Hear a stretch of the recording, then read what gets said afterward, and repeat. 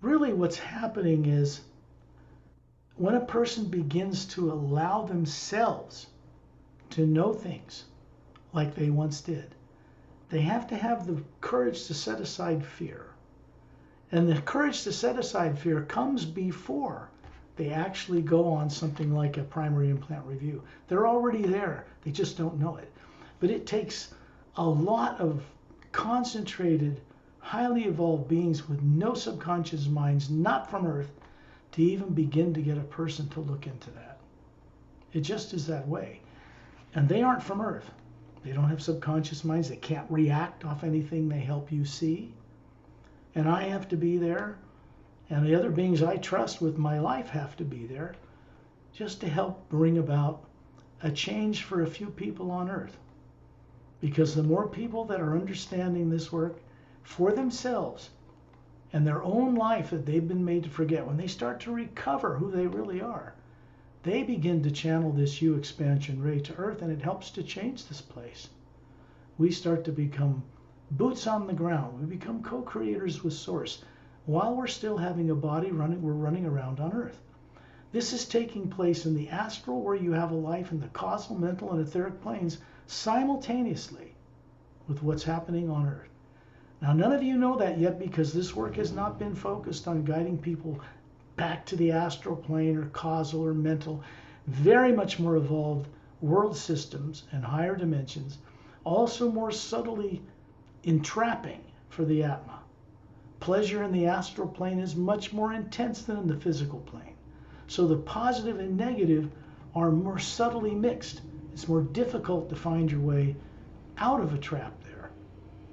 And so all of your forms you're running in those planes are also somewhat stuck, but they are becoming unstuck. They are aware now of you on Earth. And they don't think themselves superior like they probably did. They're just part of the manifestation of bodies you're running on these 4 lower dimensions: physical, astral, causal, mental, and etheric. Well, 5 actually. When we get into the void, that's above those 5. Then we get into Satnam's realm, where we're going, that's above the void. Beyond what esoteric groups and religions on Earth know about. They know about the lower planes up to the mental and etheric. I think most Buddhists know about the void, which is very high. But most of them don't understand there's something a lot beyond the void. And most of what's most important is not in the void, it's beyond it. So this is what's waking up on Earth. Something that people once knew. And they're still terrified to remember it. So there's 2 things. There's the bad habit of indulging in focusing on a fear that when it stimulates the nervous system, primary implant. Secondary implants are getting out of the way so you can get to the point of going into this primary implant review. And once you know it, it becomes a conscious memory. It doesn't have to be all the details that ever happened in that life or anything like that. It just has to be how you were caught and killed. Because the only way you end up on a planet like this with no memory is if you were forced to do it. This is one of the most difficult things people have to try to understand. They don't have an answer. They can't find an answer, most people on Earth. So they attach themselves to religious belief. Not experience, not knowing. Belief, faith. And the opposite of faith and belief is doubt and fear. So it doesn't work. The only way we get established in knowing things without doubt and fear and operating our lower bodies is when we go above the void and go into pure energy that has no negative nature and rub shoulders with it, blend with it, mix with beings that are like that. And that rubs off on us. And we bring that back to Earth. It changes consciousness. It raises the intelligence, the IQ. Because the IQ doesn't come from the brain like people on Earth think. It comes from the Atma. Awakened to some of those higher faculties in the spherical presence they are. Those are all individual capabilities and faculties of co-creating with Source. Every layer, every teardrop has a characteristic capability, function. One is telepathy, pure telepathy. One would be telekinesis. Another one would be able to transport yourself from one planet to another. These are things that we have already in us, but really waking them up to use them on Earth is dangerous, because if you wake them up and you don't have the wisdom to know what to do, then you might show it off to other people. And it's like trying to hide from negative things, but turning on a light bulb in a dark room so they can see it. Fear and negativity and jealousy even of governments starts to come into that. So if a person starts flying through the air, levitating on their own power, what do you think governments would do about that person? Just let them do it? Or capture them and try to figure out how they're doing it so they can militarize it? So this is negative thinking. So when we have higher faculties awakened, we have to be careful how we display them. People from the stars, from other worlds, know exactly, really precisely, how to walk amongst us and not have us see them or detect them at all. This is easy stuff. Very, very easy stuff for them. All they have to do is be in a vibrational frequency higher than your eyes and ears can see or hear, and you won't even know they're there. And they're walking right down the street. Just like their ships can appear in the sky, dart across the sky and disappear. They're actually going into and out of higher parallel dimensions in the physical universe. Once they disappear from here, radar and techniques and technology on Earth cannot detect them. They don't even know they're there. And they're still there, they're just in a higher frequency. So this is just more advanced science. And what I'm trying to share with all of you is, you all knew this once very well. Every one of you was part of the Galactic Alliance long before this lifetime. That organization has been around for 500,000 years. Your life on this planet's been around what? This life? And a number of others you may have lived here unconsciously, being compulsively compelled to reincarnate in another body with no memory. Some of you had this thing done to you 1,000 years ago or 3,000 years ago, and put somewhere on Earth way back in its history, and then compelled to reincarnate here. And the reason I'm sharing this with you is because it's not information, it's not entertainment, it's telepathic. This means it's waking up in you. You become familiar again with knowing things like this. We're meant to think outside the box. We're meant to visualize other planets and other places while we're running a body on Earth, and go there and enrich our lives. Co-create with them. Get on missions with them. Start mixing it up with where we came from. After all, when we mix it up with beings from other worlds and other dimensions, we're just mixing it up with ourselves. Where we came from. What we used to know. What we used to do. Do you have any questions, Kwan? No, I don't have. Okay. If anybody has any questions, now would be the time we can explore them, because once I start recording, I will shut off your mics. So if you don't have any, then we'll It continue. is recording. Oh, good. That's right. I did start the recording. Thanks for reminding me. It's a good thing I have a neck, or my head would float away. Anyway, all the mics except Pari's and Mom, hers is off too. Okay. I have questions, Scott. Sure, go ahead. I want to know about two moon. Two moon. What do you want about two moons where? I want to know if have two moon. What has two moons?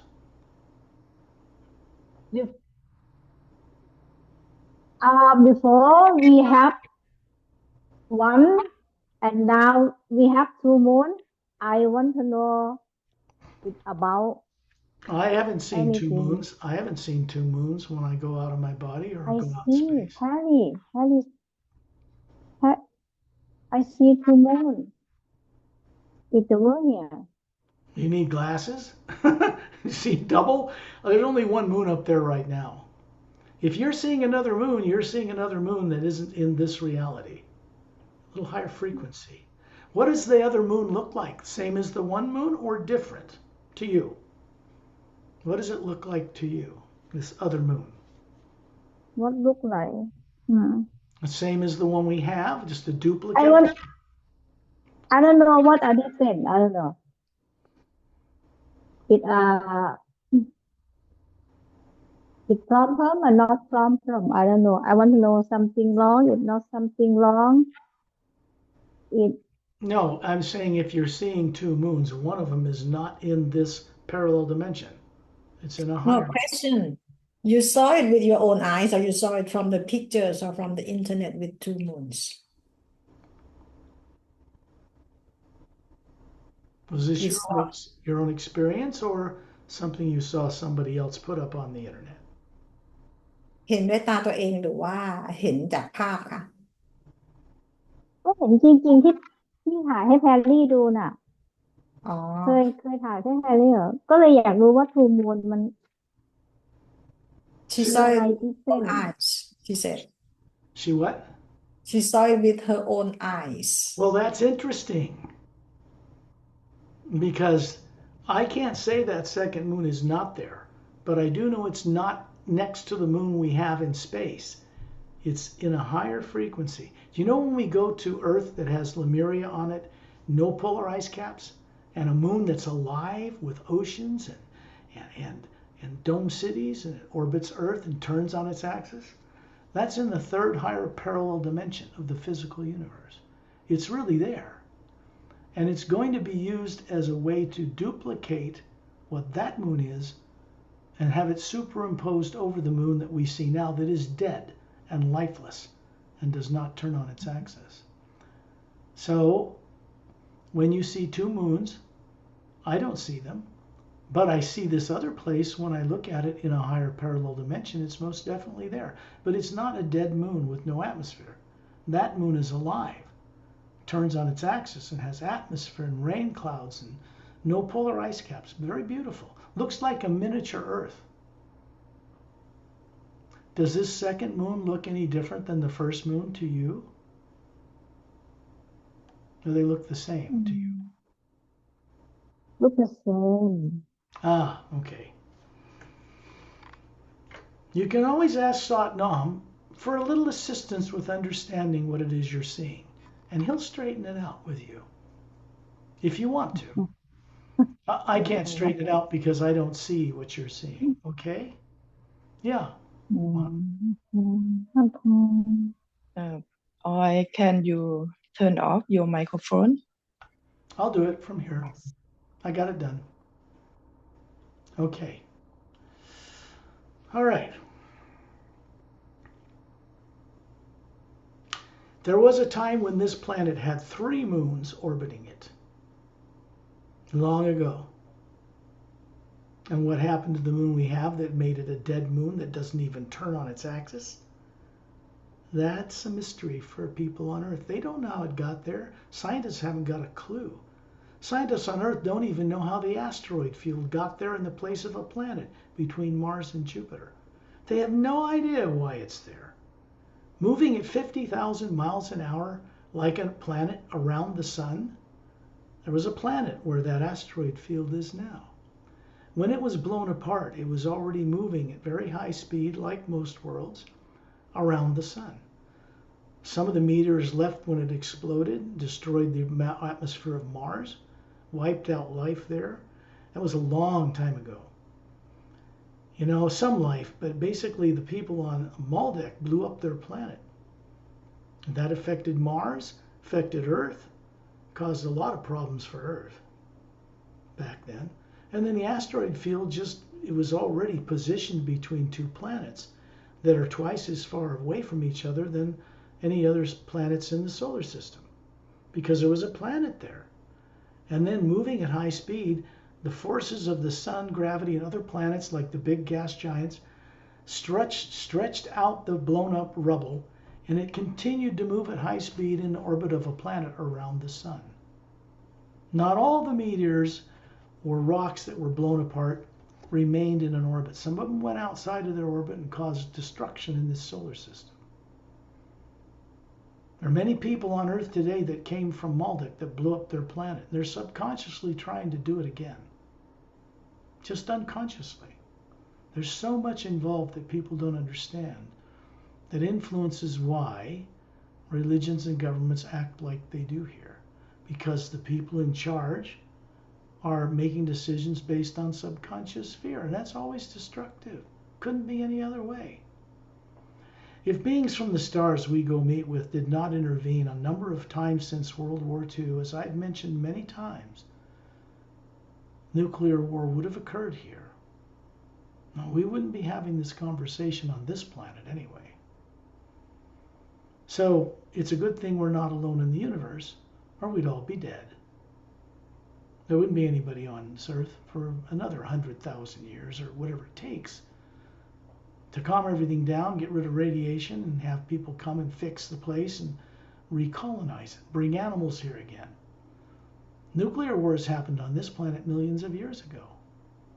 That's not new. Nuclear weapons are not new.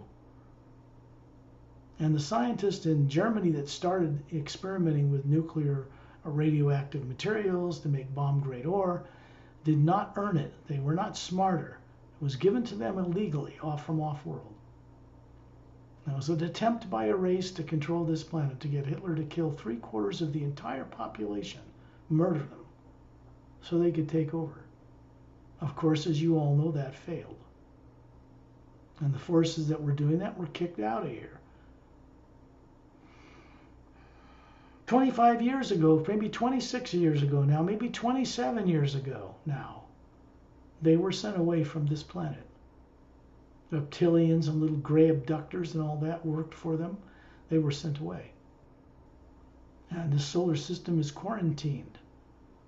So they cannot return. It's partially to protect us from them, and it's to protect this planet of fools from bringing their negative nature and ignorance out into space and weaponizing things, like with the attitude that they think they have the right to go to the people's planets and take them and mine them. They don't have that right. And they'll never be allowed to do that, because most of space outside of Earth is already occupied by far more advanced races, many of them human. There isn't any way Earth's going to take its ignorance and terror and fear and destruction, sadistic behavior out among the stars, ever. Because the races out there are not going to tolerate it.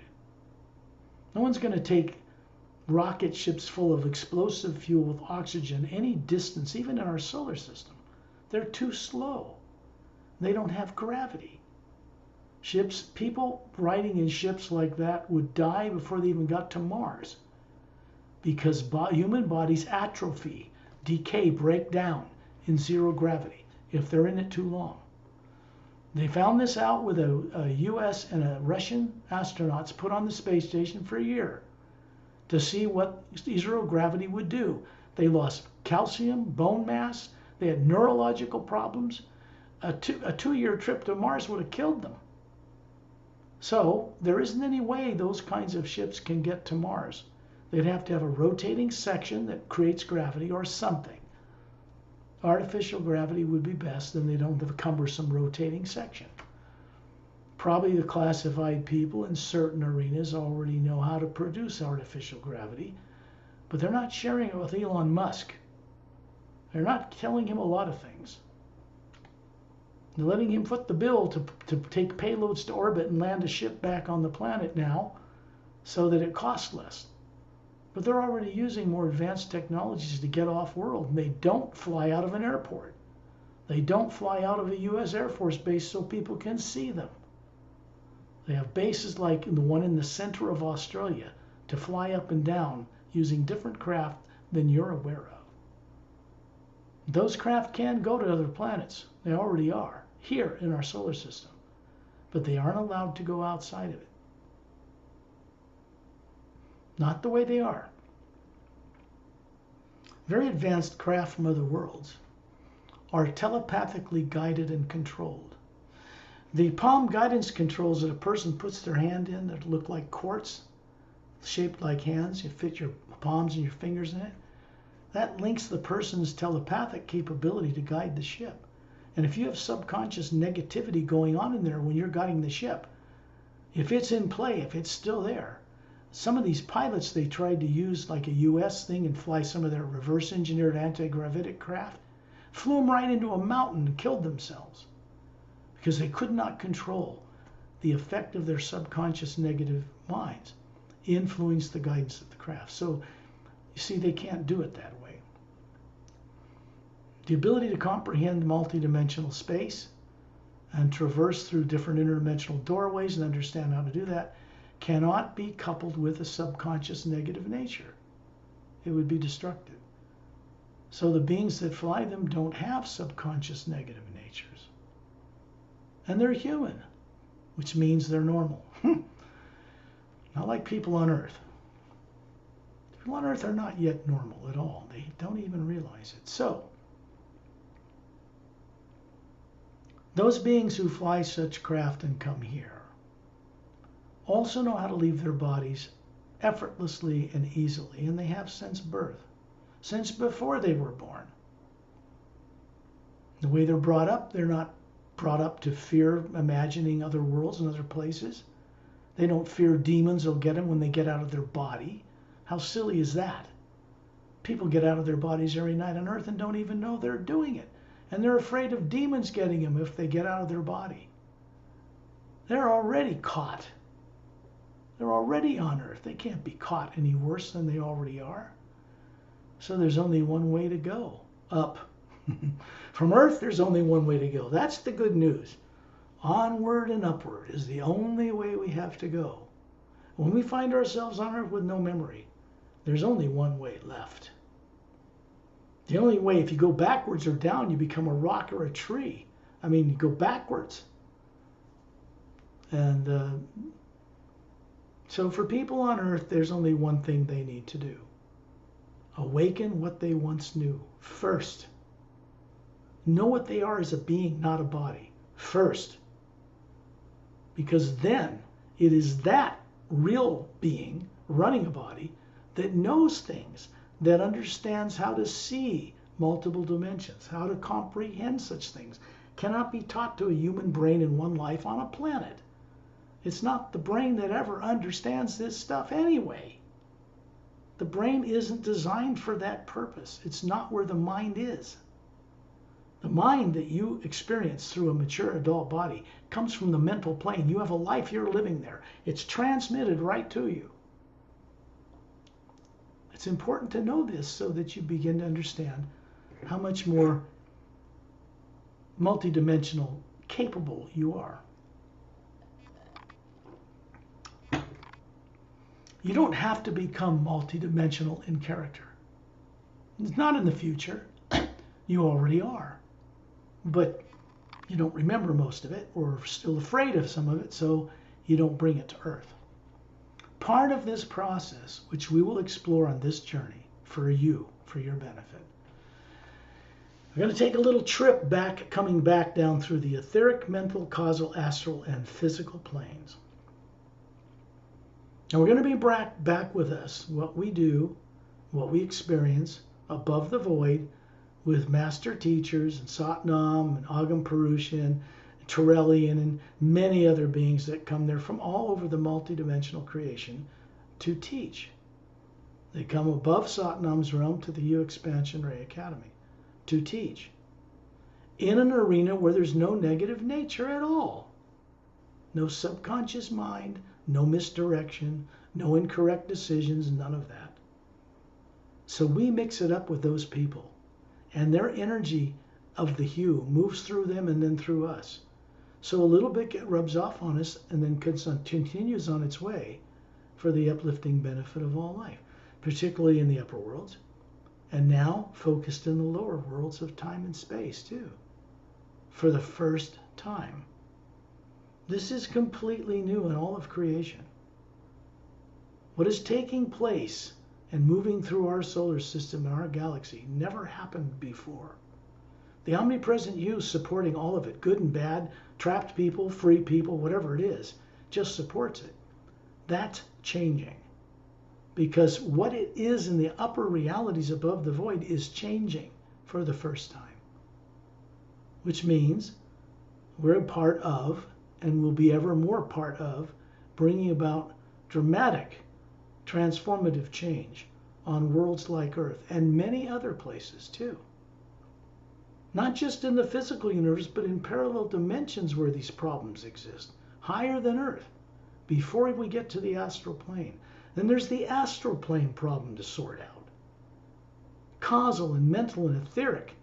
Beings live millions of years in the etheric plane. It's almost like paradise. Transparent, high angelic energy bodies. But they're still stuck there. They still aren't going across the void, which is right above their heads, and going into Satnam's realm to go back home, which is what they're supposed to be doing.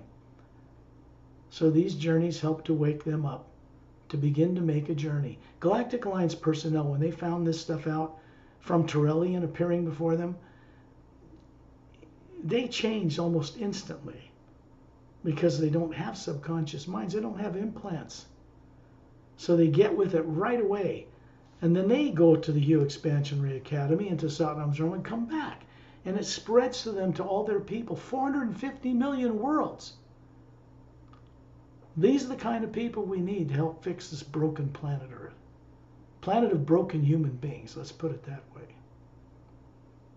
They're not busted permanently. You don't need glue to put them back together. But the stuff that surrounds the Atma that's negative, through which we see the universe distorted subconsciously, that has to go. So that we can see clearly and know things again, like we're meant to. We are spherical energy beings. All planets that are round, all stars, all suns are round because they are made in the image of those or that which created them.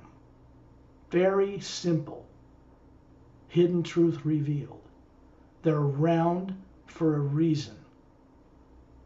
They're patterned after what we are.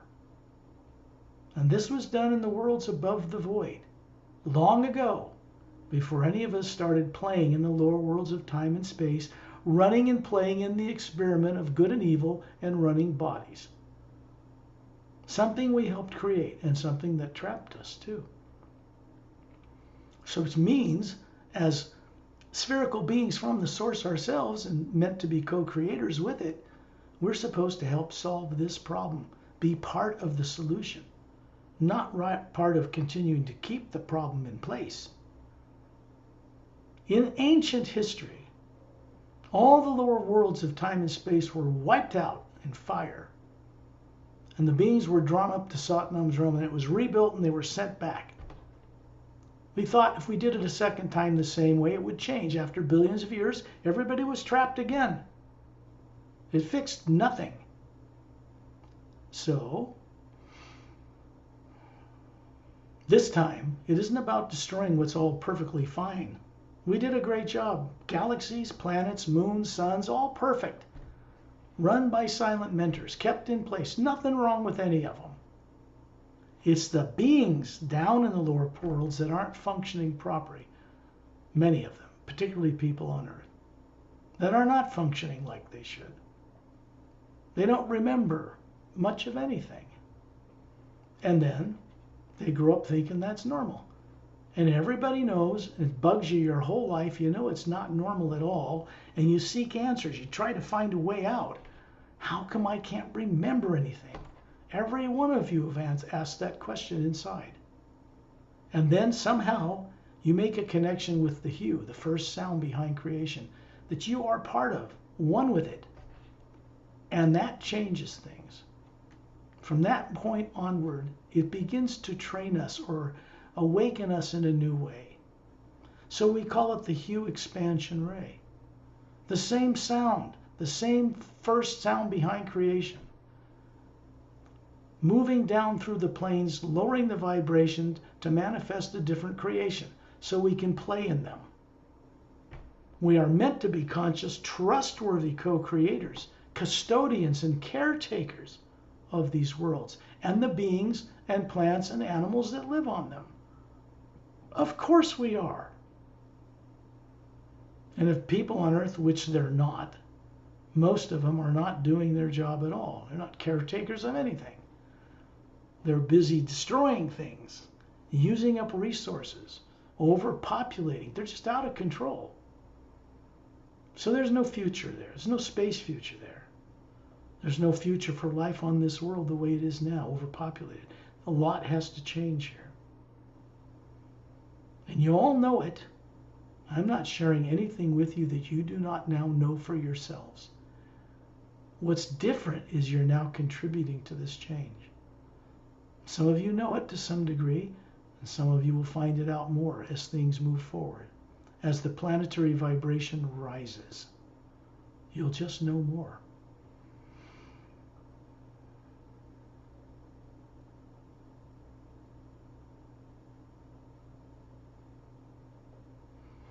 So when you're above your body, looking down on it, which is just daydreaming, there's always going to be a couple, male and female, standing behind each one of us, me included. I grant them permission to do that instantly without hesitation because I want their assistance. I know they don't have subconscious minds through which they can be misdirected through greed or overindulgence or any kind of things that people manifest on this earth. They do not think like us. They do not live like us. They are not like us on this planet. They cannot be influenced. They cannot be controlled. They're here to help us. And to do that, we have to be respectful and, I don't want to say blindly open, but we have to trust beings at some point to help us out of this trap because they're not in it. And the only ones can see the trap we're in. All the lives and all the subconscious intricacies that bind us to things, they can see. So they're best in order to teach us by their own direct example. They don't teach on a blackboard with chalk and eraser. They just simply demonstrate what they know. And it moves through us, particularly when we're in the upper realities above the void. Then it just flows through us because we can't bring any negative nature there at all. And we don't. And we can't.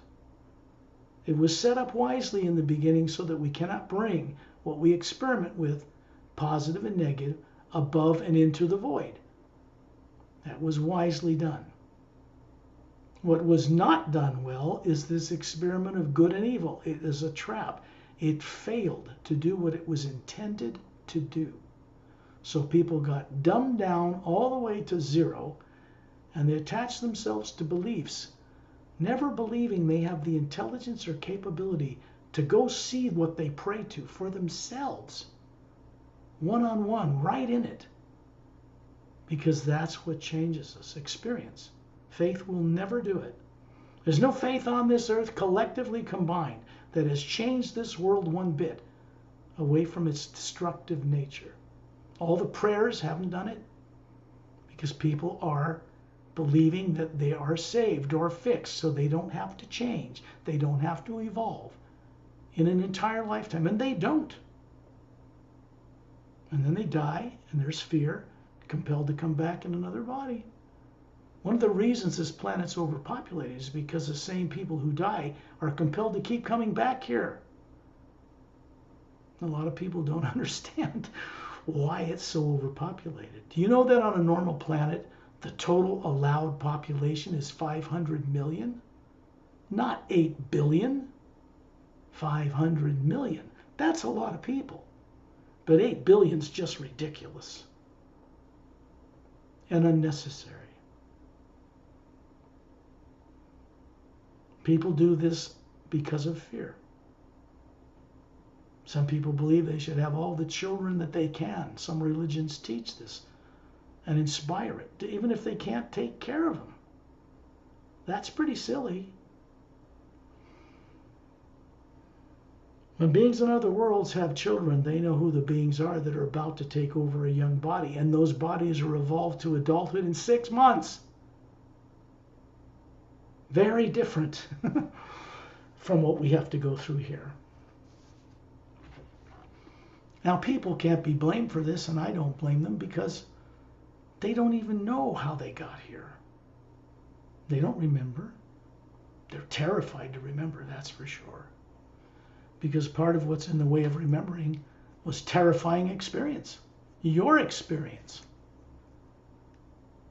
And if it stays subconscious, then that negative nature of that experience is going to influence every decision you make for the rest of your lives.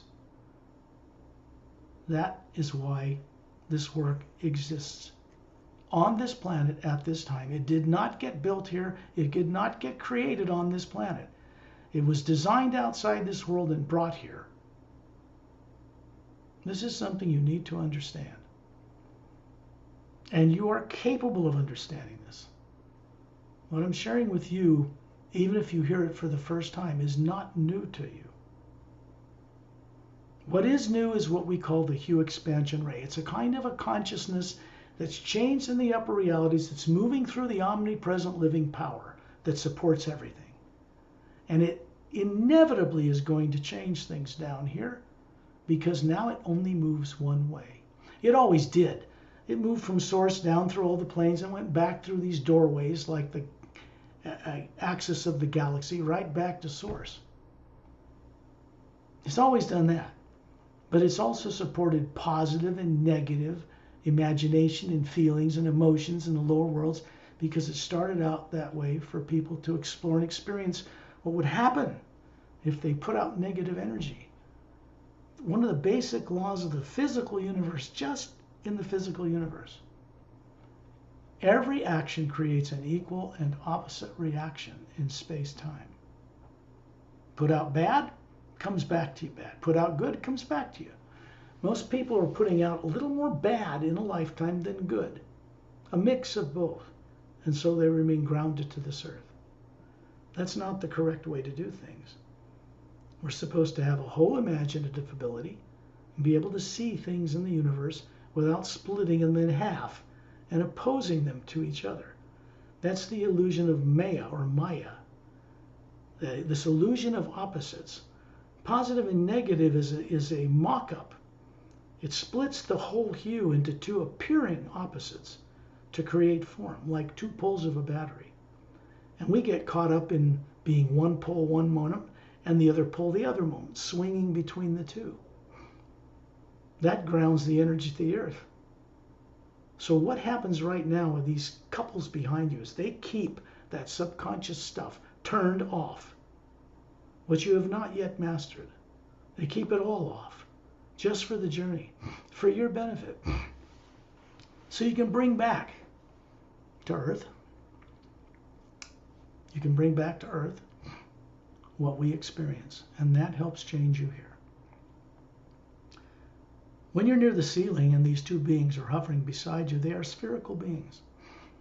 You're in between them, and they're showing a perfect body, male and female, very handsome, very beautiful, much more elegant than men and women on Earth.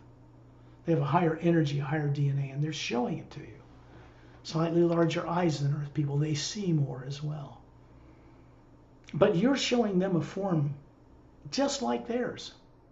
When your subconscious mind is turned off, you're able to do the same thing they are, because you've always been able to do it. And you have a perfect body, about 36. You're showing them a prototype.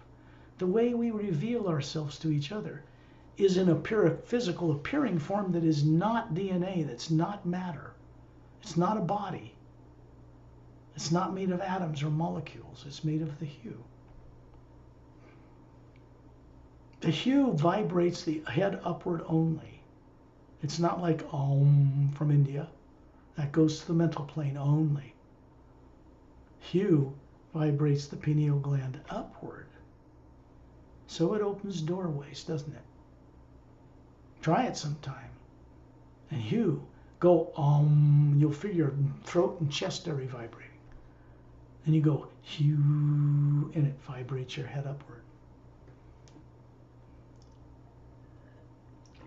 By doing this, we begin to understand what tones will take us further and what tones will not.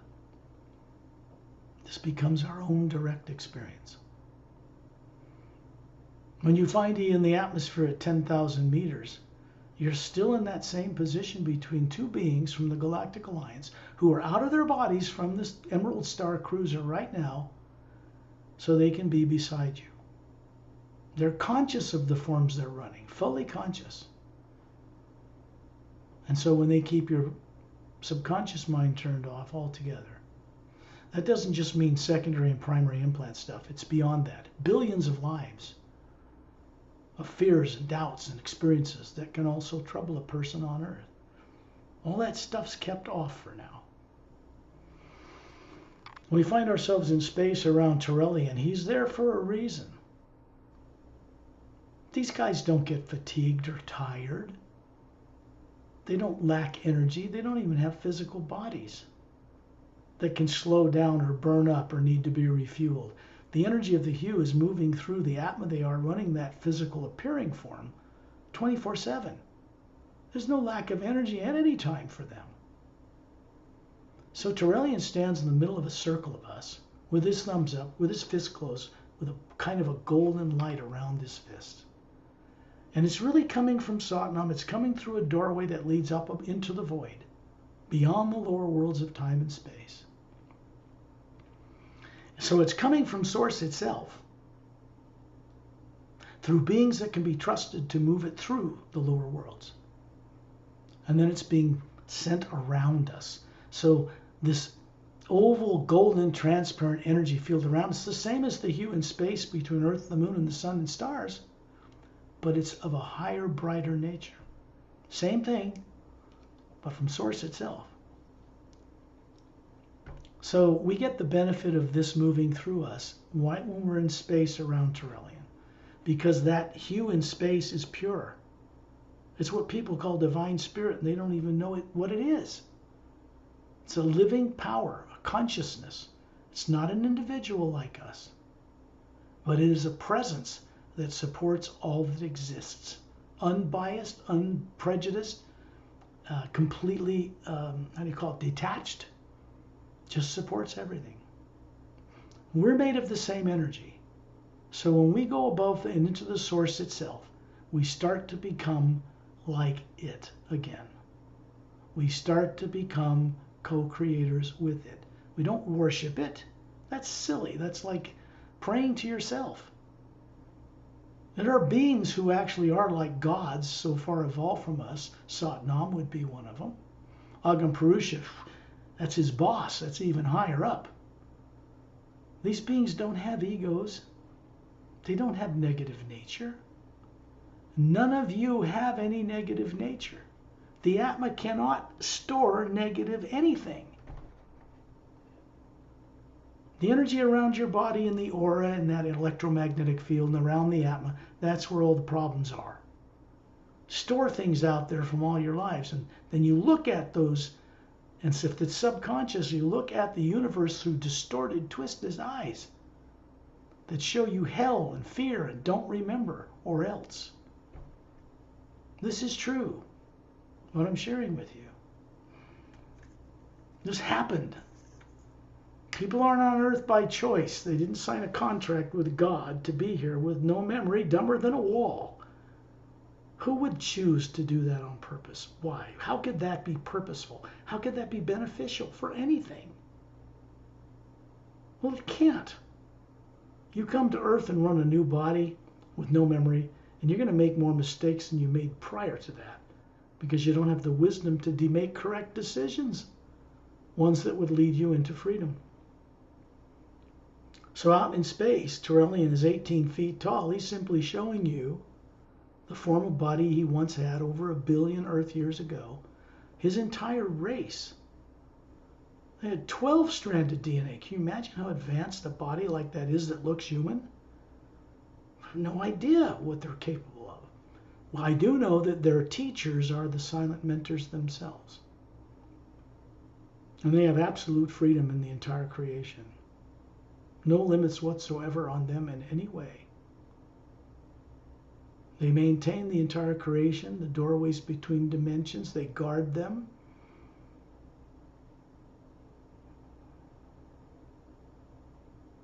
Et and Din are Drens. They are from the planet Oceana. Beautiful, lovely creatures, courageous to a fault. I just adore them. They are not human. They're silica-based DNA forms that evolved on Oceana in undersea chambers that were emptied out of lava hundreds of millions of years previously. And they evolved in self-contained ecosystems with the ability to defy gravity and fly through the air as an organic creature. Rare, very rare.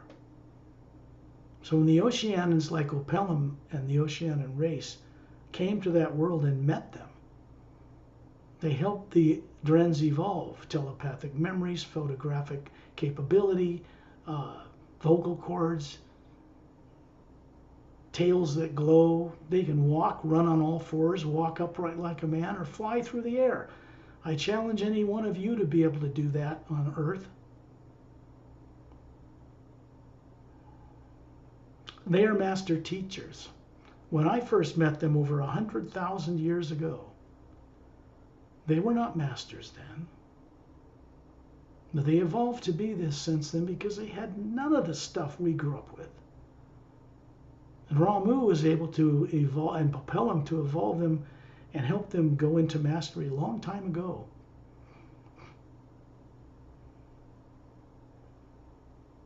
So they're here to help us.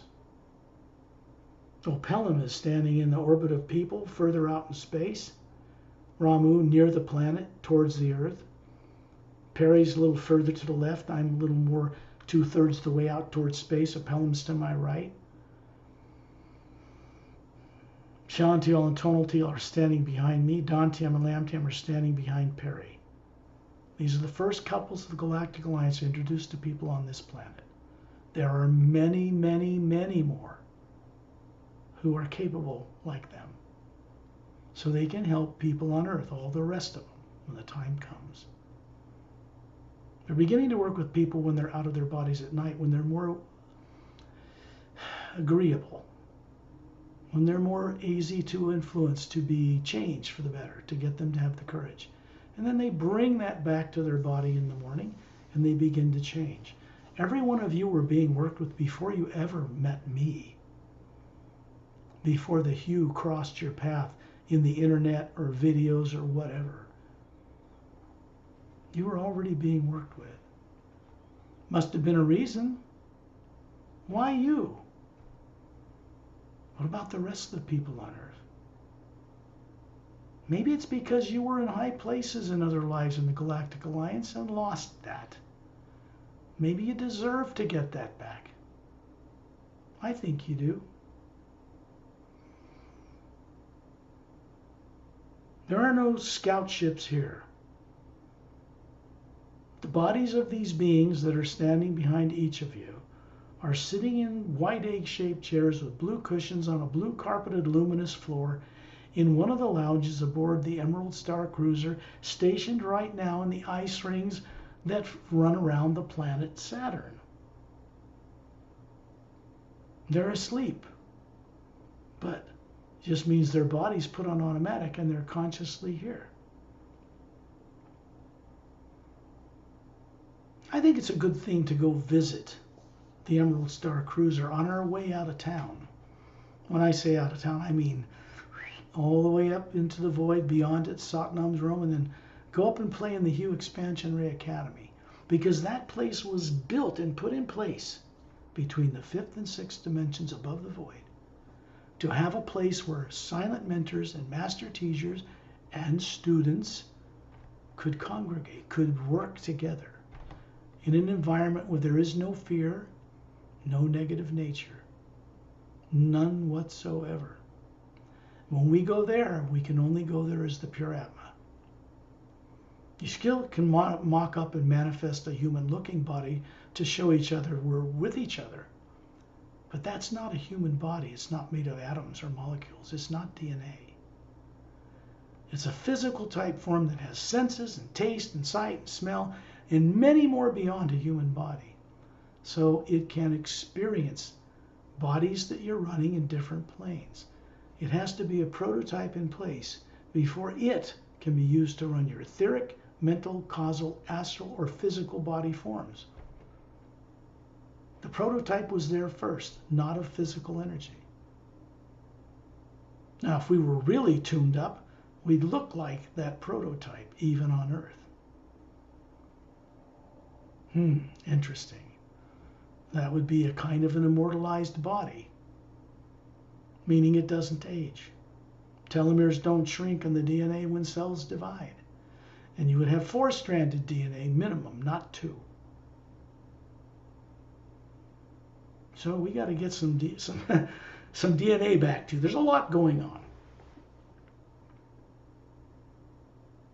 And up above Ed and Din is, of course, Satnam, standing there in space. There's an hourglass-shaped, golden whirling, golden white vortex up above his head. You can see this pale blue luminosity on the other end of it. It bypasses the astral, causal, mental, and etheric planes, or the lower dimensions of time and space. And it directly connects to the void. It goes from the pure energy that Turelians brought here from Satnam, and it goes right to the pure energy of the void. A direct connection. So I'm going to send out the hue, and it's going to be high tones to low tones because I'm mimicking, mirroring how this hue is being brought down through this vortex and into space through Satnam, high above Earth, and down around Turelian around us. So that is a form of shield, a protection of this higher form of no negative energy around us before we go further. That only makes common sense if you think about it.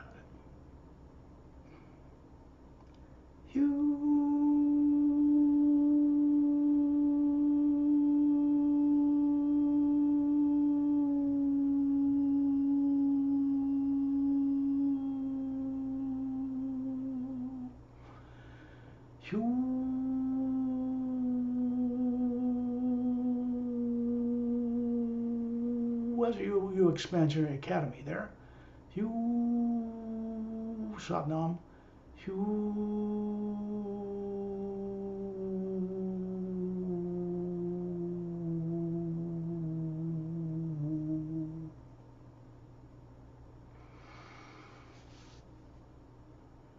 This oval, luminous, transparent light around us, Turelian simply points with one hand out in space between the Earth and the Moon. The next thing we know, we're a group of people hovering around the central section of this mile-long cylindrical spaceship called the Emerald Star Cruiser from the Galactic Interdimensional Alliance of Free Worlds.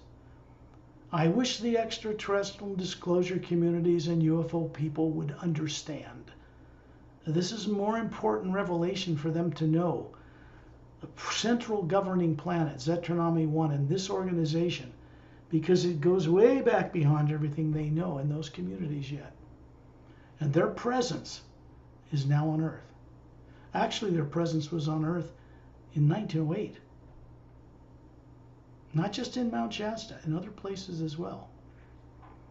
It's only now becoming capable, because of this new ray and what it does, for them to begin to reveal themselves to people on Earth in a safe, productive way. There's no point to telling people the truth about what's out among the stars and other dimensions if they're going to riot in the streets in fear. What's the point of that? It doesn't accomplish anything at all. It just causes destruction. So, the real way to disclosure is to get people free from fear in some way, for the most part. Then disclosure can happen here.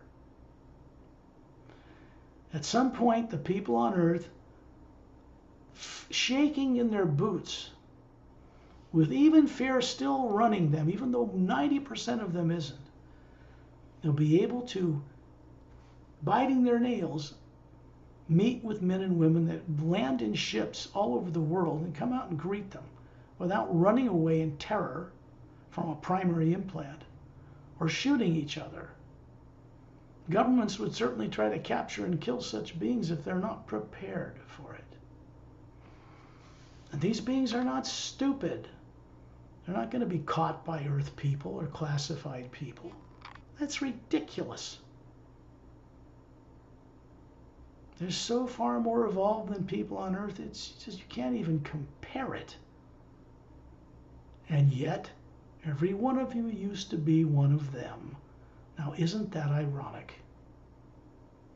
You used to be one of them. Long ago already. So you don't need to enlighten this in your future and become these wonderfully evolved beings. You already are, but you do need to recover the awareness of this first. Mandatory, or we're not going to get anywhere.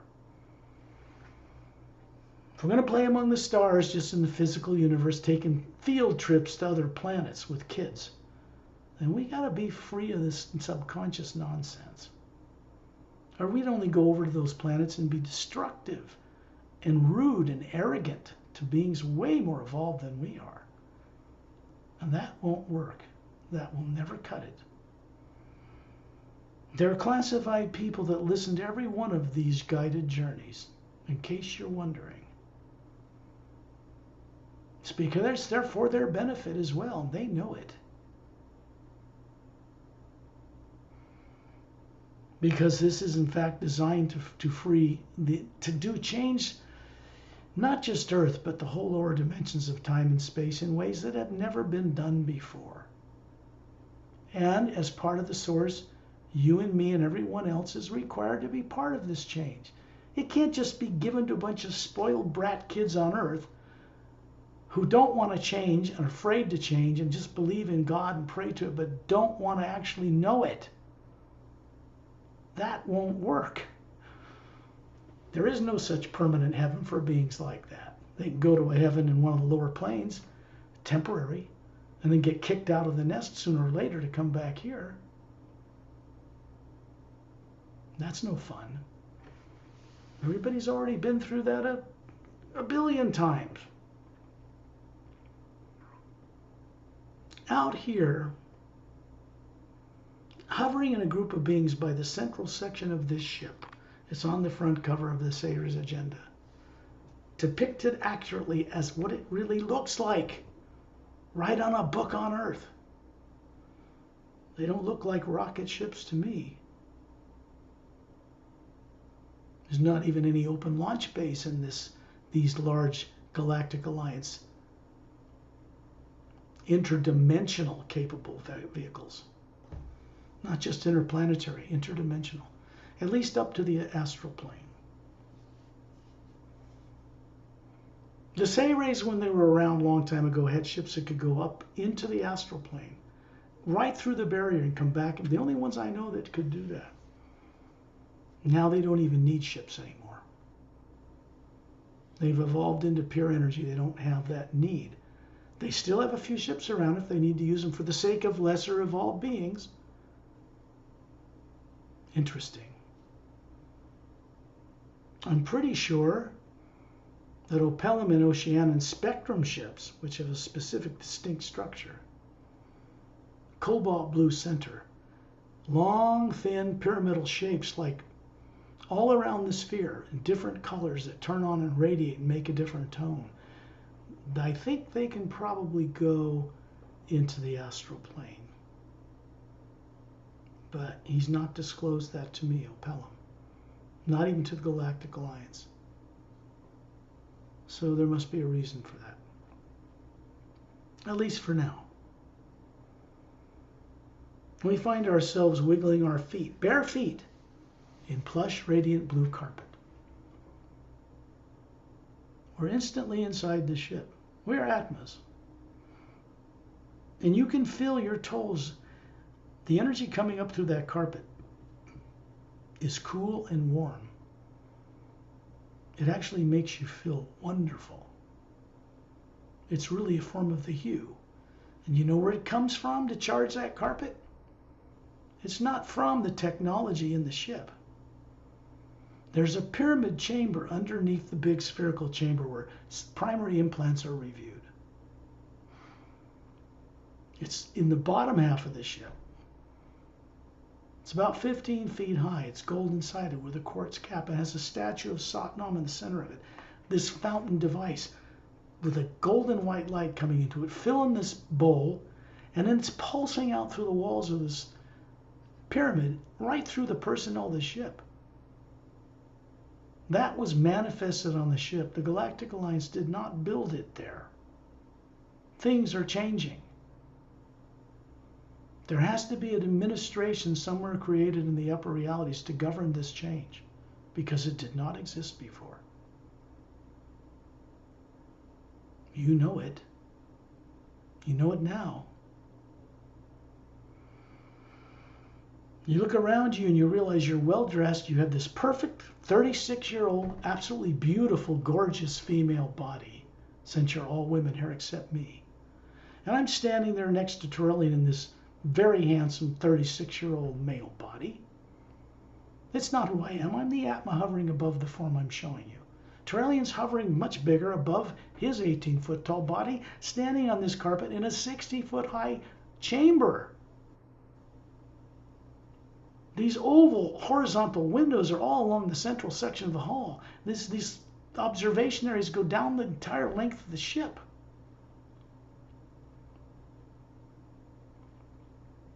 There's a bridge control in the front of the ship. There's an identical one in the back of the ship. It has two identical ends, and it can move either way through interdimensional doorways. That's why it's designed like that. The hull has to be solid without launch bay doors in order to safely traverse through such energy fields. The Galactic Alliance Scouts can do the same thing. They have an anti-gravitational field around them, and they can open doorways or go through naturally occurring ones, but they're not designed for real long distance travel like their parent vessels are. They had ships like this 100,000 years ago. They were different then, oval shaped. They had open launch bay doors. They're different now, 100,000 years later, obviously. So we get to see some originally created artwork commissioned so people can see what this stuff looks like. And in the Emerald Doorway book, people get to see what they look like for the first time. A very beautiful, multi-dimensional, layered, spherical energy form with a white core. We look like the source itself, Prime Creator. You look around you, there are 356 personnel in different types of bodies, not all human. Very lovely. Atmos hovering above them, simply mingling around you all, simply saying hello telepathically, greeting you. They see this pure female form you're presenting to them as clearly as you would see each other. They're in their physical bodies, they're not out of them. But you'll notice something. You look behind you down the hallway and you see a whole series of triangularly positioned blue glass top tables with these white chairs. And there's a couple sitting in every one of them as far down as you can see. Well, not as far as you can see, maybe 100 feet. And these couples are asleep. And standing beside each of you on the carpet, beside each of you is them out of their bodies on the ship. So of course they can see you.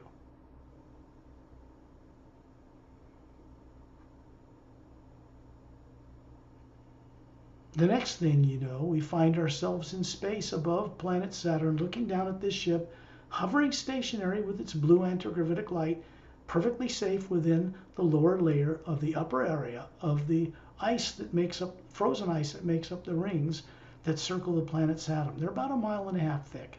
They're not very thick. And Turellian is pointing upward.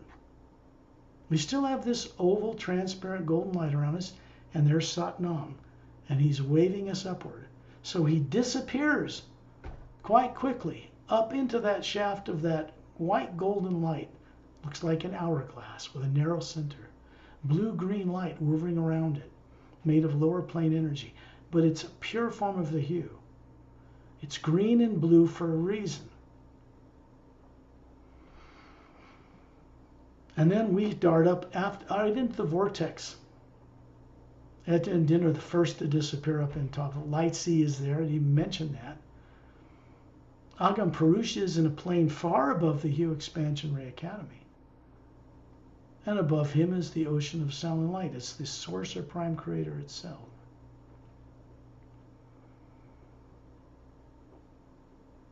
And we find ourselves as we move through the narrowing area of this huge whirling vortex of light that has no negative nature at all. It is master over everything in the lower worlds of time and space.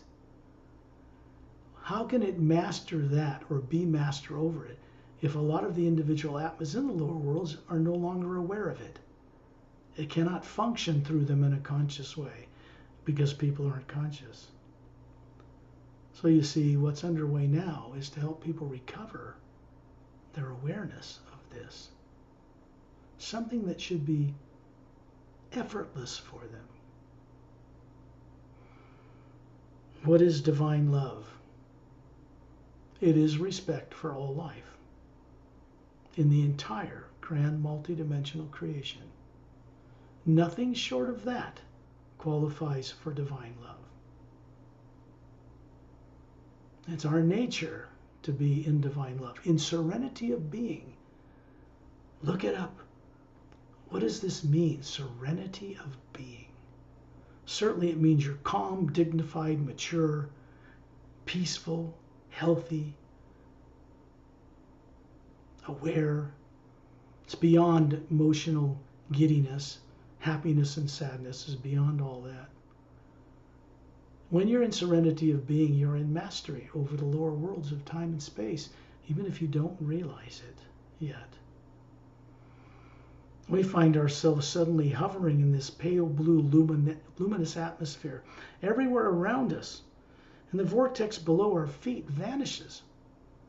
And we're moving at tremendous speed across a vast expanse of pure hue. There are actually beings here in some forms, but you don't see them. You got to pass a different kind of test to experience them. There are many master teachers that don't know them yet.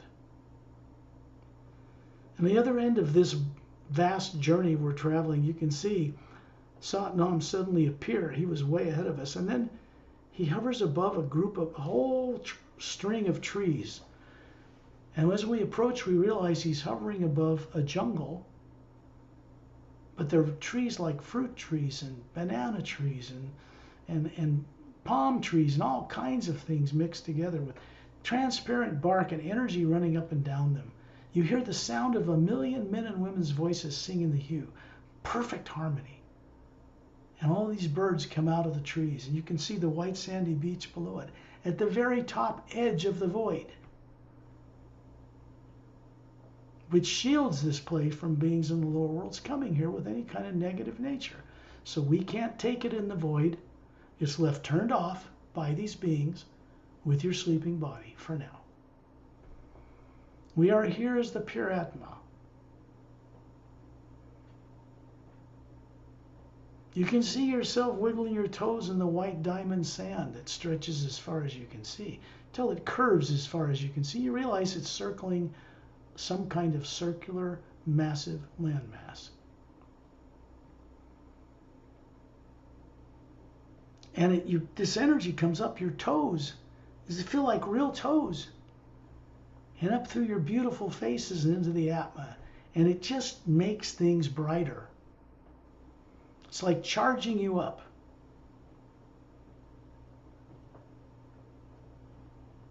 It's moving through you because the Atma doesn't have a battery storage system. So it brightens up everything in you, and then it moves past you on its way for the benefit of others. It is its nature. It is our nature.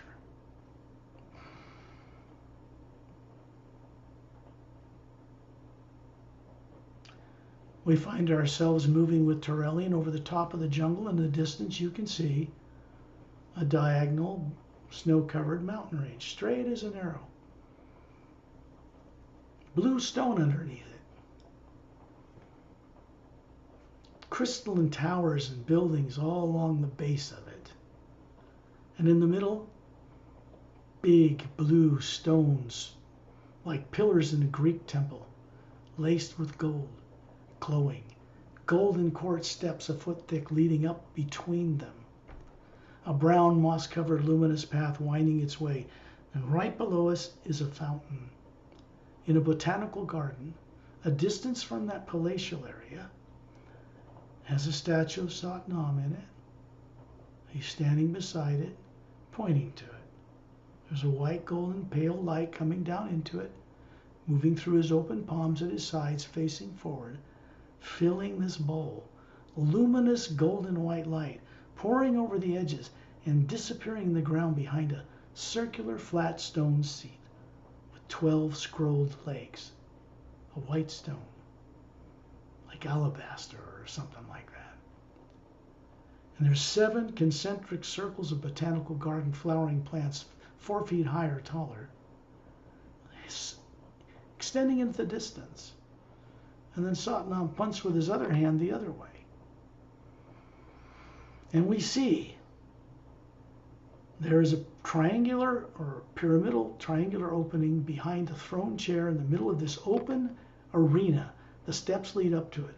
It's polished, clear blue quartz-like edges. There's nobody sitting in it, but there is a white golden light coming into it. So consider it a device, a doorway. And we're going to go, and behind it, on the other side of this triangular opening, is another big fountain, much taller, much bigger than the one that's out in the garden. This one can take you all the way to source if you go up it. But the next stop above here goes to the Hue Expansionary Academy. And it connects to doorways and channels of energy like this in positions and places around the Hue Expansionary Academy. The bottom of the Hue Expansionary Academy has a huge amethyst-like crystal, faceted, coming down the center of it, and then gradually receding upwards, smaller crystals, so each one is a focusing point. It channels energy from there down into Satnam's realm, and then he does it down into the void, and it goes down into beings who govern and balance the rest of the worlds, like the silent mentors.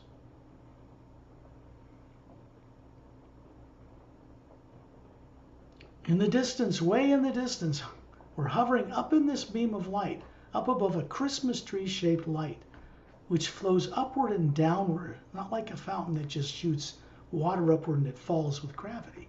This one goes both directions. And we look out over the countryside from high above where this tower is, the base of these mountains. And there are mountains in the distance, different colors, different land masses, different oceans, different colors way out in the distance. And you realize that this is a place where animals of all types, sea life of all type, birds of all type, animals, human, humanoid, reptilian, gray, doesn't matter, Nordics, whatever they might be, mantis type creatures. It's a place where beings, atmas that run, higher evolved, kind and wonderful beings congregate together because they can swap places with each other as atmas and experience directly what it's like to be these beings. So when they go back in the lower worlds, they can respect them instead of go to war with them over fear. See, this is important. And then we find ourselves moving into another area as a group of beings around Turelian still. And in the distance, you can see we've just come out of a vortex. You can see this tower way below us. And then it disappears. Now we're in a very bright cobalt blue luminous atmosphere. You can see the gold light behind it. And there in the distance is a huge circular floating landmass all by itself with an infinite blue cobalt light everywhere around. No suns, no moons, no planets, no stars. All of us and everything here is self-luminous, radiates light. There is no need for moons and suns and stars and heat or cold or DNA or bodies of any kind. We are in our native territory as atmas. In the center you can see 6 snow-covered mountain ranges with blue stone behind them, below them, in a circle. And as we move over the top of it, you can see this vast area in this countryside. There's a white luminous beach and there's a blue-green wave constantly moving and crashing gently on this sand. It makes a sound like a humming. and it curves completely around the outer circumference of the Hue Expansion Ray Academy. Silent mentors maintain these energy fields.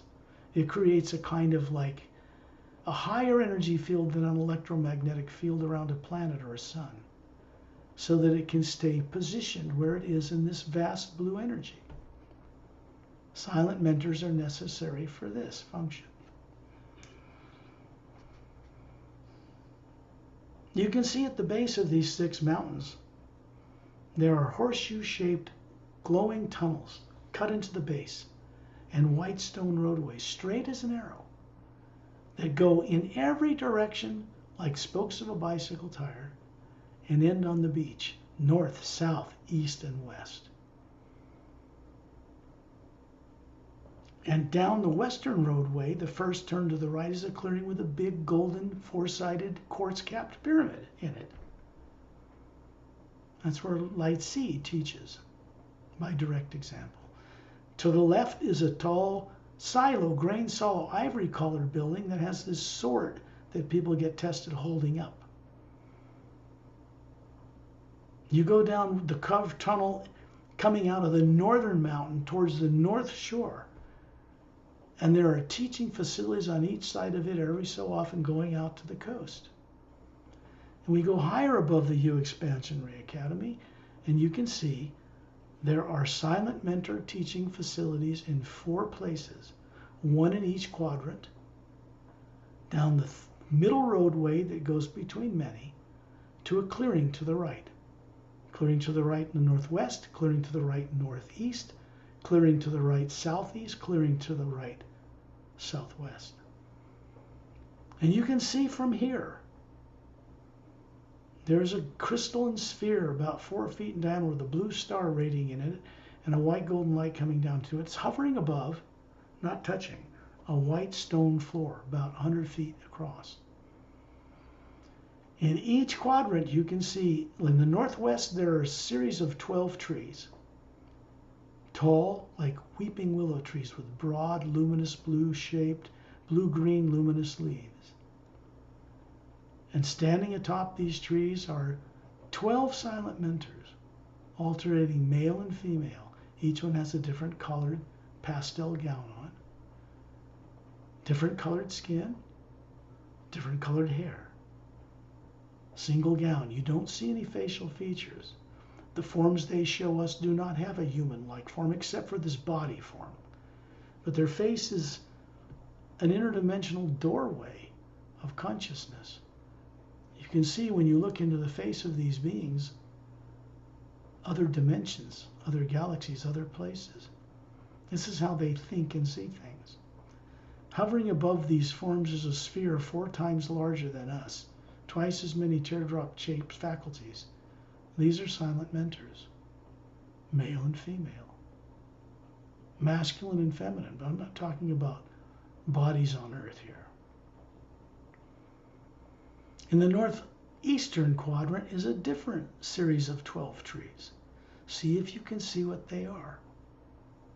Southeastern, different trees. Southwestern, different trees. In the middle of that, it's not a stone, a clear sphere.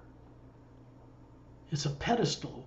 Hovering above it is a clear, smooth-shaped quartz crystal that fits around the forehead of your physical appearing human form. And it's designed to do one thing: transport you across the void,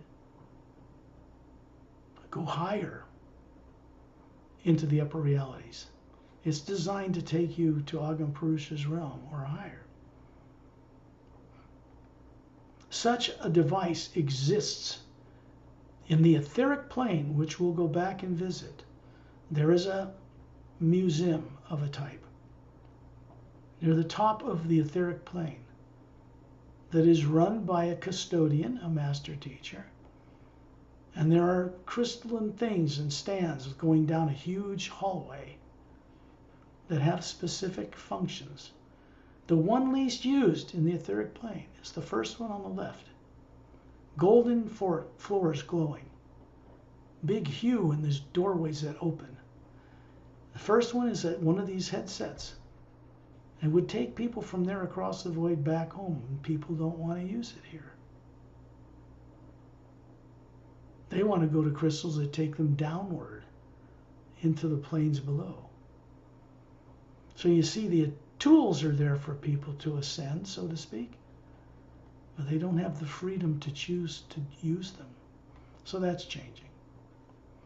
I just pointed that out because we'll come back to that.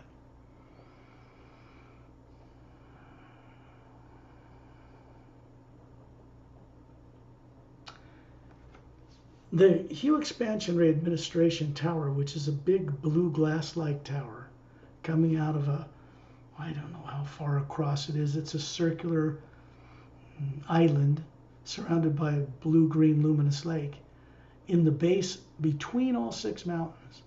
This tower rises up very high to an oval administration area with a fountain in it, but no statue of Satnam. And then it goes upward to a minaret point. And there's a shaft of white golden light extending upward.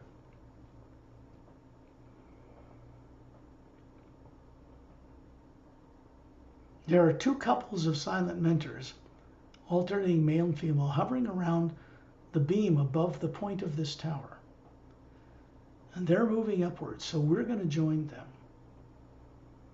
Charlie and all of us as a circle of beings still have a spherical transparent light or oval transparent light around us that comes from Source itself. So we're moving up this current. The next thing we find that we are doing is coming out into another plane of existence, many levels beyond the Hue Expansion Ray Cavity. Now everything around us is a fiery orange, red, and blue, and green, and purple light, like fire moving everywhere. There's nothing to burn here. It's not like fire, like heat. It is raw, pure hue that has to be brought together and organized here. And then there's a being who approaches a big, white, multi-dimensional, multicolored sphere that comes to greet us. This is Agam Parusha. This one being manages this raw power and sends it down into the lower worlds, all the way down to Satnam's realm, through the Hue Expansion Ray Academy. So if we're standing there, hovering by him, then he points to a huge tree. And he's given us permission to go through that tree, through the trunk of this big, massive silver tree, golden silver tree, which is transparent. And energy is moving up and down the trunk. It's coming through the branches. Every little needle has a location in the lower worlds, in Satnam's realm, in the Hue Expansion Ray Academy, represented here. And we move through it right in the trunk of the tree, and we're shot upward. When we come out the other end of that doorway, we are in another realm altogether. There's a vast cobalt blue light, much brighter than the one that surrounds the Hue Expansion Ray Academy. And in the center of it, far in the distance, is a single appearing galaxy spinning on its axis. You realize that the center of it doesn't quite look like the axis of the Milky Way.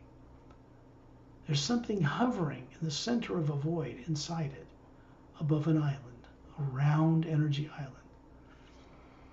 And the beings, as we pass through them in a group of beings with Turelian and these 4 silent mentors, we move between individual beings that you thought were stars, and they are not, but they are spherical, like stars are. The shape of this is like what a galaxy is shaped like, all the way down in the physical universe, because that's where the prototype is. And as we move through these beings, so don't interfere with us one bit. They're busy doing whatever they're doing here. You begin to perceive that somewhere out in those beings circling the center is you. You're still there. These are places without time and space. They have nothing to do with past, present, and future in the lower worlds. They've never been in time. Forms here do not have time. They do not grow old. They are not grown young. They don't get born as babies. Everything is here. And we're moving towards a white island, bright, almost so blinding it makes your eyes squint. And this is the center of the white core of your being that's squinting. Here you don't have a physical appearing form that looks human at all. Just the Atma in its original form. And we approach this massive spherical presence, much bigger than a silent mentor, many more layers to it. And there's a white core in the center of it, and you realize as you're moving in between these individual teardrops, which connect to all Atmas in creation in the multidimensional universe, the sound here is beyond human description. The beauty of the orchestrations, the sound, the vocal, you can't even produce it to even describe it on earth. I can't even do it in a feature film, but I'll do my best. Because when that's mixed, people will hear this sound in a feature film. I won't need to tell them what it is, I'll just take them there. And the natural course of the journey, which takes place at the end of the third book of the Parallel Time Trilogy, Journey to the Center of the Universe, is not a journey to the center of the physical universe at all. So the potential is very great. And then you're inside the white core. You can't tell the difference between the white core you are and the white core it is, because they're the same. Only you're an individual drop in a big omnipresent power. There's a voice and a presence here you can speak with that can welcome you here. It is a kind of a manifestation of all consciousnesses, of all Atmas, everywhere connected together in one place. A place that has no negative nature and never did. This is home.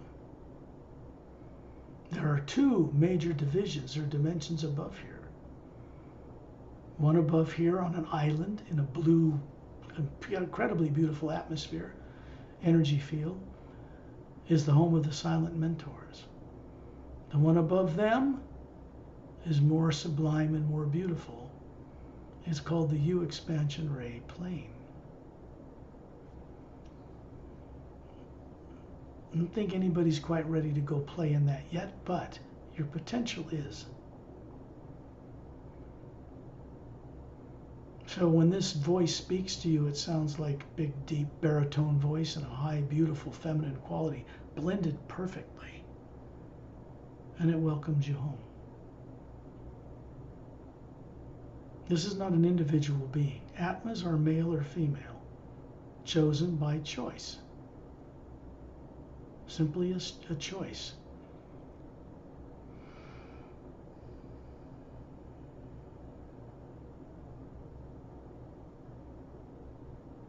We find ourselves all the way back down in the void, moving away from that white sandy shoreline of the Hue expansion ray. Well, actually, Satnam's realm. The next place we find ourselves in is in the etheric plane. This is just at the upper edge below the void. And there's 80,000 continental islands on this massive world. It's not like a world in the lower planes. And each one has some kind of palatial crystalline estate on it. And each one of you perceive you're standing in the upper steps of an entrance to a palace. And you have transparent bodies with glowing eyes and glowing energy centers that look human, male or female, in my case male. And you're looking up, seeing this group around Torellian approaching. Every one of you in this vast area can see this at the same moment. And then Torellian and Satnam appear standing on steps beside each one of you. And you're looking at them in awe. They're bringing with them an energy from above the void and moving it through you, this form. And you as an Atma hovering around Torellian are co-creating this. You're in full agreement to wake that part of yourself up. So it doesn't have a choice. It just kindly acquiesces. And then it's instructed to look down through its dimension. The Atma you are is having it do this. And this is being encouraged by Satnam and Touchstone. And then you see a mental body, the mental plane, standing by probably a very large palatial estate in some continent with forest and beautiful terrain around you. And you realize that you are well dressed. You don't look like you do on Earth. And you see them standing beside you. And you look at them with awe. There's something moving through them through you. And it compels you to look up and see your etheric body right through the planes. And look down and see your causal body. And then you're in the causal plane, standing on the shore, geodesic dome homes and things like that, much higher matter, beautiful worlds, tropical paradises, islands everywhere, covering entire planets. And you're standing on a balcony. It looks like redwood. And Satnam and Touchstone are standing beside you, encouraging you to look up to see the mental body and the etheric body, and look down and see the astral body. And now you're in a lower world system on planets with many islands all over the surface, very capable, standing on a balcony of some other building, surrounded by luminous forests. The water in all these places glows.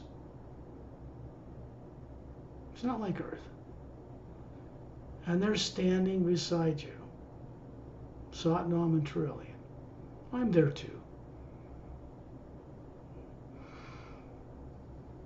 And they get you to look up and see the causal and mental and etheric body, and get you to look down and see your physical body sitting in a chair back on Earth. And guess who appears beside you, up near the ceiling, standing to each side of the Atma you are, with their beautiful Atmas, showing you their forms, you're showing them yours. And they're getting you to look up and see your astral body, your causal, mental, and etheric forms. And they're getting you to look past your eyes, which are closed. Your body's in the trance state called sleep.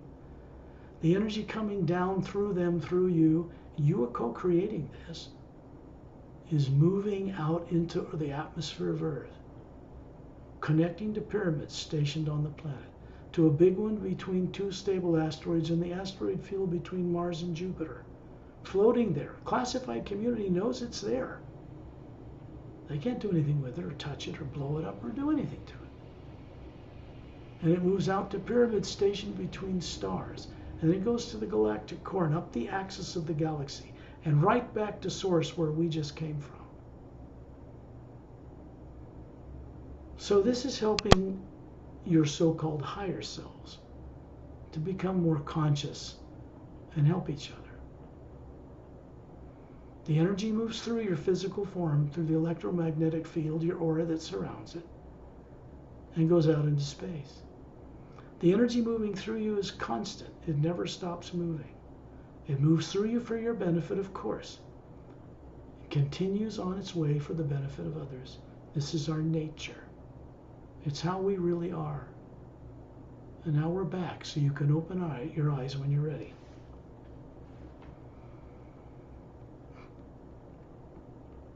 And you can turn on your mics.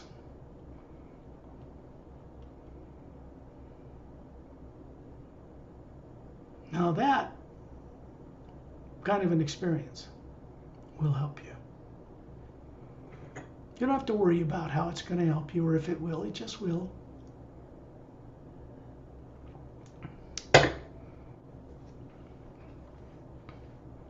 Do any of you ladies have questions for Pari? I think on each journey we all have our own experiences, like me too, I have my own experience. Even you guide us, but myself I still have my own experience. This is That's normal. Yeah. I don't have time to describe everything that's there, all the masters that go with us or any of that. We do the best we can in the time we have. So you may see other things on the way. A different crystalline palace may be more countryside than I'm describing. Sure, perfectly normal. You're right, Pari. I'd like to say this is the benefit of going on the journey. So I'd like to invite more people to come with us, to remember more and to have this experience too. Maybe at some point people watching a video on YouTube would change them, but not now. It helps them understand, gain knowledge to prepare them for journeys, but it doesn't give them the journey. It can't be lazy. It can't be lazy. It can't just be given to people that way where they're not willing to do anything to get it. Doesn't work like that. The omnipresent living hue itself will not work with you that way. Not really. It has to, we have to co-create with it. We have to be part of it, this awakening. We have to be. It's common sense. It's wisdom you already have. You know it. You have the courage to be on this journey. I commend you. Think about it. The rest of your fellow beings on earth don't yet. So what are you doing right that they're not yet? That's how you should think about yourself, really. You aren't the same as you once were, and there's no going backward. You connect with the hue in this way is only forward and upward. It only goes one way. Fortunately for us, or we'd screw it up somehow, It's like I would have to say the hue expansion ray is something new, a new presence and awareness coming from source where we were and starting to manifest in the lower worlds of time and space for the first time in a different way. And each one of us are naturally part of co-creating this change. We're expected to contribute ourselves to the source to help this happen. We're like gods clothed in rags. Same creative powers as the source itself, but on a smaller scale, like a drop. And when we start putting our drop, we don't lose our individuality, but when we put our drop into the omnipresent power, we start having access to the genius and wisdom of the entire thing. Now see, that's normal for many beings. That's normal. Any questions? Yeah, I just would like to echo what Pari said that for taking the journey, we will have the direct experience for that. Because for to take the journey like this, we are like the actor. But if we listen to the journey from the video clip, it's like we are the audience. So yeah, I feel that's a good point. That's a good point. Yeah, you're actually in it when you're in the experience. And that makes you a channel to get people that are in the audience to become actors in it. It just comes through you naturally this way. You don't have to figure out who to talk to or how to. You're not here to save anybody with your own little power. We're here to let that one power through, and it can save people. It can change them when it's ready and they're ready. It knows exactly what it's doing. And the beings that work in it like Satnam know exactly what he's doing. He has no ego. He doesn't have any negative nature. Turelian doesn't. In truth, we don't either. But we have to become fully conscious again that we aren't negative in nature at all. Never have been. You know how karma and reincarnation unconsciously ends? Illusion, or Maya as they put it in the East. It ends when you're conscious of what it is you're co-creating from fear and you stop doing it. There's no punishment needed in the source for anything we've done or been done to us. It just ends. Which means, as it's ending in you, you will not be reincarnating on earth or anywhere else in another body unconscious. That's over. It's part of the way this new change works. You're done with that reincarnation business. You've been around 1 billion years playing that game. You'd think you'd get tired of it by now. Right? It's kind of cool. It doesn't mean we give up anything, pleasures or being with people or making love or sex. It just means that we do it from the perspective of knowing who and what we are. That's not a body. It just switches everything around. Changes things. Makes things right serenity of being. All of you are in serenity of being right now. At least for a short time, you might as well admit it. Something you once knew very well. I can only mirror this and be a direct example so that it runs through me, it connects through you, so this wakes up in you because it's awake in me. That's how it works. You naturally start to become a co-creative channel of this pure you expansion ray. Just by going to a restaurant, taking care of your kids, petting your cat, whatever. The love is there. It's unmistakable. You look at a cat purring and walking around in front of you, there's a conscious, loving being running that body. When people recover this awareness, they will change. They change. Not by forcing something, breaking an old bad habit. It just drops away. Stuff that is not good for you, that is not for you, that isn't productive, that's really more of a trap thing, just gets replaced by something else. There's a wisdom that comes through the hue that imparts itself to us carefully. It imparts a wisdom through us as it passes through us now, so that as we become free again and fully aware, trustworthy, conscious co-creators with Source, it is permanent. It cannot be reversed. Free will, there is no free will anymore to allow people to reverse this, because all they do is screw things up and got everything in trouble. That's a misuse of free will out of lack of experience long ago. That's all it is. So we don't want that kind of free will. The free will to be sadistic, animalistic, destroy things, go to war, blow things up. Any bozo can do that. So we don't have that freedom anymore. It's not a real freedom anyway. It's a false freedom. It gets people to create wrong things, convincing them it's a good thing. It's not. Any questions?